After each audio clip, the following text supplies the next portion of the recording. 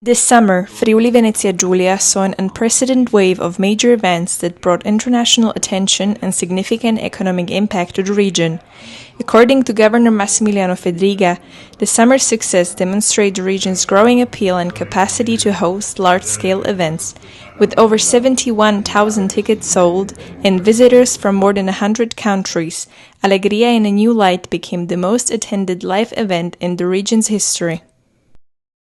Yes, such a great success, unexpected, but we were confident to have a lot of people coming to see this great show, but we didn't expect such a great number. So it's a big surprise. We are really, really happy.